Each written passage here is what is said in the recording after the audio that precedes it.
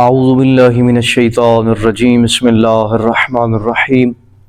دعائے قنوت پڑھنے کا آسان اور مکمل طریقہ۔ مومنین، ہر عمل کی ایک خوبصورتی ہوتی ہے۔ اگر آپ اس عمل کو خوبصورت طریقے سے ادا کرتے ہیں تو یقیناً وہ عمل خداوند متعال کے ہاں قابل قبول بھی ہوتا ہے اور اس عمل کا اجر و ثواب بھی بڑھ جاتا ہے۔ تو یہ جو دعائے قنوت ہے، چاہے مستحب نماز ہے یا واجب نماز ہے، اس دعائے قنوت کو مستحب قرار دیا گیا ہے، اور یہ بھی حکم دیا گیا ہے کہ جان بوجھ کر اس دعائے قنوت کو ترک نہ کیا جائے، کیونکہ یہ پسندیدہ عمل ہے خداوند متعال کا۔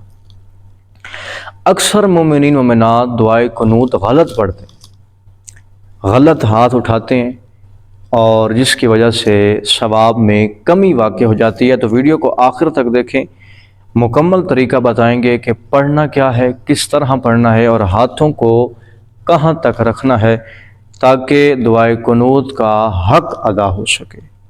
سب سے پہلے یاد رکھیں، یہ خود مستحب عمل ہے، اور دعائے قنوت کے اندر جو بھی آپ دعا پڑھنا چاہیں آپ کی مرضی ہے۔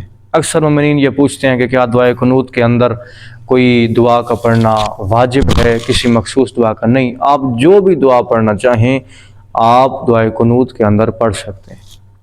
اس کے علاوہ آپ نے دعائے قنوت پڑھنا کس طرح ہے؟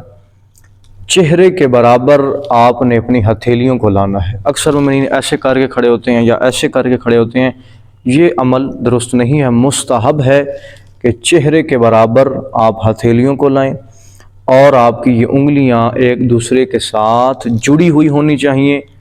اور تیسری چیز جو مستحب ہے کہ آپ کے انگلیوں کے سرے آسمان کی طرف بلند ہونے چاہیے۔ اس طریقے سے آپ نے دعائے قنوت کو پڑھنا ہے۔ اللہم صلی علی محمد و آل محمد رب زدنی علما، اللہم صلی علی محمد و آل محمد، اللہ اکبر۔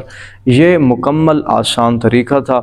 اس طرح اگر آپ دعائے قنوت پڑھتے ہیں تو یقیناً خداوند متعال اس عمل کو قبول بھی فرمائے گا اور نماز کے اجر و ثواب میں اضافہ بھی فرما دے گا۔